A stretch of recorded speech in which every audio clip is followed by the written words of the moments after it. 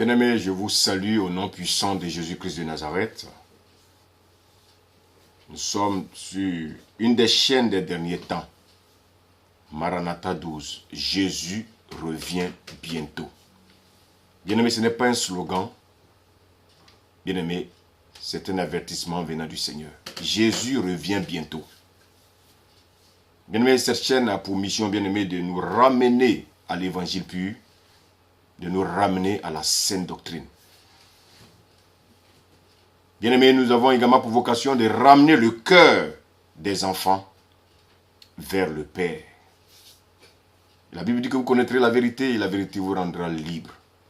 Beaucoup parmi nous sont encore enchaînés. Beaucoup parmi nous sont encore, bien-aimés, endoctrinés. Et voici pourquoi, Père, nous voulons te remettre tes enfants. Afin que, Père, tout ce que nous allons dire soit conduit par toi. Nous voulons remettre toutes choses, Seigneur. Conduis-nous, dirige-nous.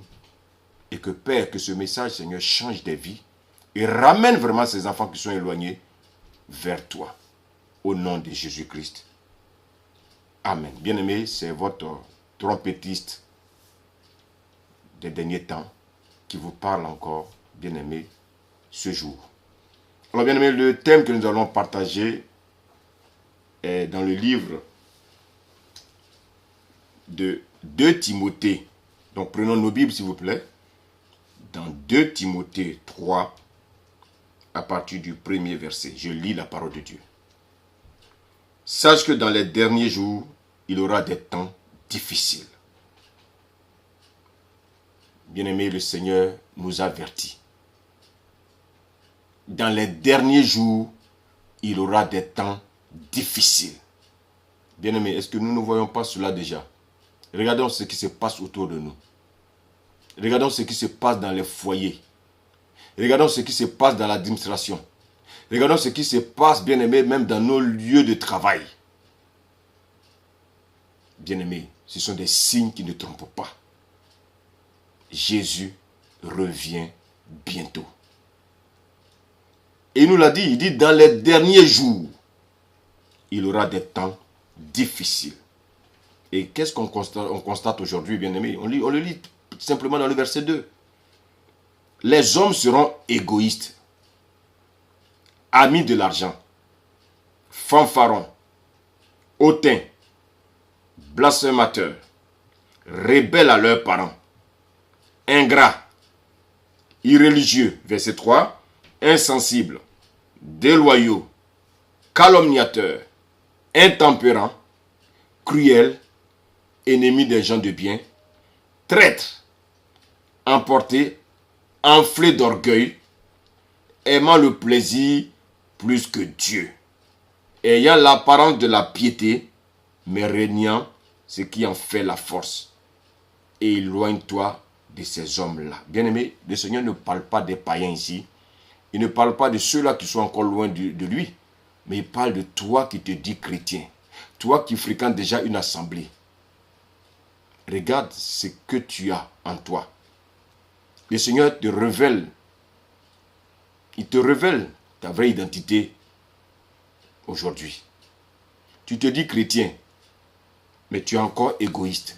Tu te dis chrétien, mais tu blasphèmes encore le nom du Saint-Esprit. Blasphémer le nom du Saint-Esprit, c'est quoi? C'est désobéir à ce que le Saint-Esprit te dit.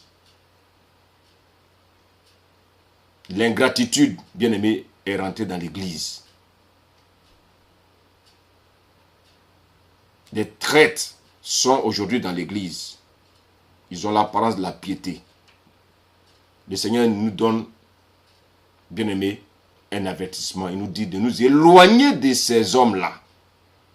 Donc, si quelqu'un te dit qu'il est chrétien, bien-aimé, et qu'il a toutes ces caractéristiques, le Seigneur te dit de t'éloigner de ces personnes-là. Alors, bien-aimé, lorsque nous nous référons également aux 7 églises qui ont reçu, bien-aimé, l'avertissement du Seigneur lorsqu'on lit le livre d'Apocalypse, Jean, sur le département, bien-aimé, rend compte de ce qu'il a reçu de Jésus-Christ concernant, bien-aimé, les 7 églises.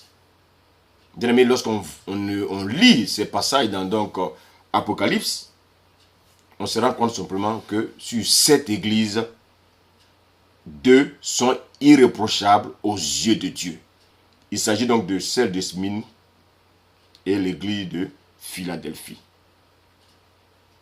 Que constatons-nous? Le Seigneur expose le péché.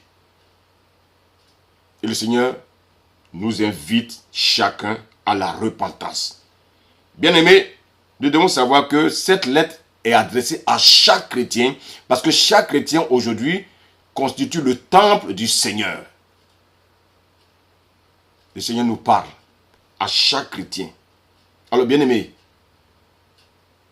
imaginez-vous, sur 7 chrétiens, le Seigneur veut dire simplement que seulement 2 peuvent être irréprochables. Je dis bien peuvent être irréprochables. Donc sur 20 chrétiens, sur 700 chrétiens, il y aura 20 chrétiens seulement qui se sanctifient. Alors, cela nous donne vraiment à réfléchir. Cela nous donne également un nombre, une idée du nombre de chrétiens qui seront enlevés. Bien-aimés, l'enlèvement sera terrible. L'enlèvement sera terrible. Oui, sur 7 chrétiens, 2 sont susceptibles d'être enlevés. Bien-aimés, réfléchissons vraiment à ce que le Seigneur nous dit. Donc, l'église de Smyrne préfigure les chrétiens qui sont persécutés. Bien-aimés, je voulais vous dire que c'est vrai, on parle de persécution peut-être aujourd'hui dans certains pays, mais la persécution dont le Seigneur parle n'a même pas encore commencé. Lorsque tu seras interdit de lire la Bible, lorsque tu seras interdit, bien-aimé, autour de toi, de parler du Seigneur, lorsque ton propre frère ira, oh, bien-aimé, t'humilier, te dénoncer devant les autorités, c'est là que tu comprendras que le Seigneur n'est pas loin. Tu seras affligé. C'est dans ces derniers temps que nous connaîtrons beaucoup de tribulations. Paul l'a dit. Beaucoup de détresse. Qu'est-ce que Jésus nous dit? Jésus nous encourage, bien-aimés, à persévérer sur le chemin étroit. Bien-aimés, on le lit dans Matthieu 7. L'âge est le chemin qui conduit à la perdition. Bien-aimés, et étroit, ce chemin, bien-aimé, qui nous conduira dans le royaume. Et voici pourquoi, bien-aimés, nous devons prendre conscience de nos vies. Nous devons prendre conscience de nos vies. Lorsqu'on arrive au niveau de l'église de Philadelphie, l'église de Philadelphie, bien-aimée, représente un peu les chrétiens qui vivent actuellement, bien-aimés, en Occident et qui sont exposés à la séduction babylonienne. Bien-aimés, regardons bien autour de nous ce qui se passe. Quand on se rappelle un peu de ce qu'a vécu Daniel, bien-aimé, Daniel qui a vécu à Babylone, Daniel qui était soumis à la séduction, Daniel à qui il était proposé de manger à la table, bien-aimé, du prince de ce monde, de consommer, bien-aimé, des mets tels que les viandes sacrifiées aux idoles, de rentrer dans le compromis. Bien-aimé, nous avons connu la réaction de Daniel. Daniel a rejeté ces choses-là. Le vin de la débauche. Bien-aimé, sachez que la persécution viendra sous plusieurs formes. Oui. Alors, toi qui te dis chrétien, qui est encore attaché aux œuvres de la chair, bien-aimé, je vais te demander de te repentir et de demander au Saint-Esprit de t'aider à marcher par l'Esprit. Parce que, bien-aimé, le Seigneur vient chercher des chrétiens qui marchent par l'Esprit et non des personnes qui marchent par la chair. Adam est tombé parce qu'il a marché par la chair. Donc, bien-aimé, c'est un enseignement que nous devons comprendre depuis le commencement. Cet homme spirituel, bien-aimé, qui est devenu un homme charnel. Et voici pourquoi, bien-aimé, l'homme impie qui viendra sera un homme charnel. Nous allons lire 1 Jean 2. 1 Jean 2. Prenons nos Bibles, s'il vous plaît. On lit 1 Jean 2. À partir du verset 15 au verset 16, et je lis. Merci Saint-Esprit. N'aimez point le monde, ni les choses qui sont dans le monde. Si quelqu'un aime le monde, l'amour du Père n'est point en lui. Verset 16. Car tout ce qui est dans le monde, la convoitise de la chair, la convoitise des yeux et l'orgueil de la vie, ne vient point du Père, mais vient du monde.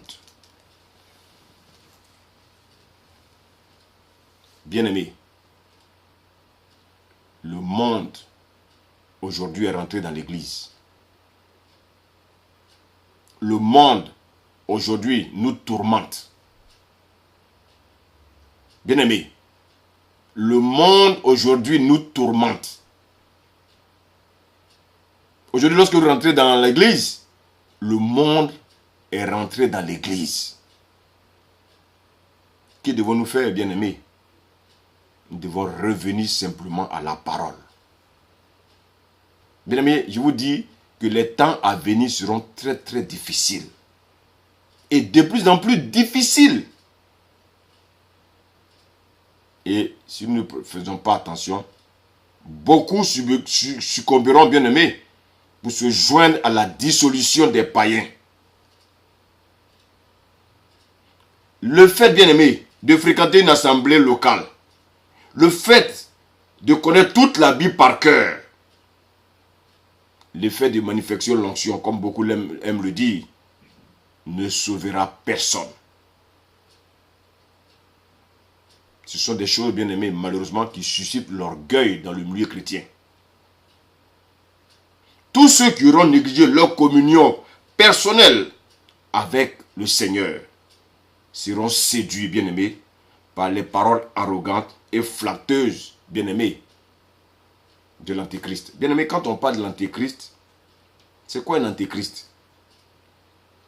Beaucoup font l'amalgame. L'Antéchrist, c'est celui-là d'aujourd'hui qui ne prêche pas l'évangile pur. L'Antéchrist, c'est celui-là, au lieu de prêcher la vérité, prêche le mensonge. C'est un Antéchrist. C'est un Antéchrist. Bien, mais nous devons savoir ces choses. C'est un Antéchrist. Qu'est-ce que nous dit le livre de Romains 8, verset 35. Je lis la parole de Dieu. Romains 8, verset 35. Merci Seigneur. Romains 8, verset 35 au verset 39. Qui nous séparera de l'amour de Christ? Sera-ce la tribulation ou l'angoisse, ou la persécution, ou la faim, ou la nudité, ou le péril, ou l'épée? Selon qu'il est écrit, c'est à cause de toi qu'on nous met à mort tout le jour. Qu'on nous regarde comme des brebis destinées à la boucherie. Mais, dans toutes ces choses, nous sommes plus que vainqueurs par celui qui nous a aimés. Car j'ai l'assurance que ni la mort, ni la vie, ni les anges, ni les dominations, ni les choses présentes, ni les choses à venir, ni les puissances, ni la hauteur, ni la profondeur, ni aucune autre créature ne pourra nous séparer de l'amour de Dieu manifesté en Jésus-Christ, notre Seigneur. Bien-aimé, la terre sera livrée à l'impie. Car le péché, bien-aimé, et l'égarement des hommes a atteint son comble. Réfléchissons et regardons bien ce qui se passe autour de nous. Beaucoup disent que l'Église sera enlevée avant la tribulation. Lisez bien la Bible. Avant le retour de Jésus, ça va être terrible. Ça va être terrible. Et voici quoi, bien-aimé. Nous, notre rôle aujourd'hui sur cette chaîne, c'est de crier. Crier sur l'antenne. Afin que beaucoup qui se sont égarés reviennent à la vérité. reviennent à la vérité jusqu'au retour de Jésus, ça sera terrible. Même le jour de l'enlèvement, bien-aimés, ce ne sera pas facile pour les uns et pour les autres. Ceux-là qui se disent chrétiens. Et voici pourquoi, bien-aimés, nous devons faire très très attention pour ne pas succomber à la séduction. Oui, nous ne devons pas succomber à la séduction. Les temps sont difficiles. Les temps sont difficiles. Regardez ce qui se passe autour de nous. Les chrétiens sont devenus de plus en plus égoïstes, amis de l'argent, rebelles. Aujourd'hui, lorsque vous discutez avec un chrétien, il veut simplement te dire que lui aussi connaît la parole. Lui aussi connaît la vérité. Mais bien aimé, de quelle vérité s'agit-il? De quelle vérité s'agit-il? La vérité de ce monde. Mais Jésus n'en veut pas. Jésus dit quoi? Il est le chemin, la vérité, la vie. Et nul ne vient au Père que par lui. Jean 14, 6. Donc si la vérité que tu prêches, dont tu parles, n'est pas dans la parole de Dieu, bien-aimé, tu n'es qu'un simple séducteur. Bien-aimé, je vous rappelle que Jésus revient bientôt. Aujourd'hui, nous sommes vraiment dans les temps difficiles. Aujourd'hui, il y a des endroits où les gens n'arrivent même pas à se nourrir. La famine, la maladie. Regardez, on a l'impression que les gens meurent de plus en plus. Et surtout les chrétiens, ceux qui se disent chrétiens. Je voulais simplement vous encourager. Si tu es un vrai chrétien que tu meurs, gloire à Dieu. Tu n'as pas besoin de pleurer. Parce que tu sais que tu retrouves, bien-aimé, ce lieu qui t'avait été prédit. Cette espérance que nous tous, nous espérons, du royaume des cieux. Je voulais simplement te dire pour terminer, de tenir ferme. C'est la première arme que le Seigneur nous donne dans Éphésiens 6. Il dit de tenir ferme. Pourquoi? Parce que les temps seront difficiles. Les temps seront mauvais. Reviens à la parole. Reviens à la vérité. Bien-aimés, persévérons. Veillons comme les vierges sages. Car l'époux arrive. Soyez bénis. Soyez bénis. Soyez bénis au nom de Jésus. Amen.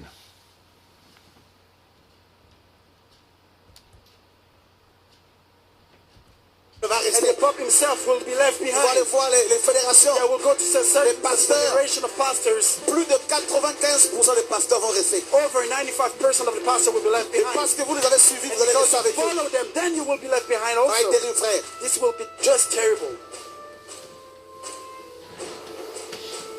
Terrible. Lève-toi. Arise. L'ordre est donné.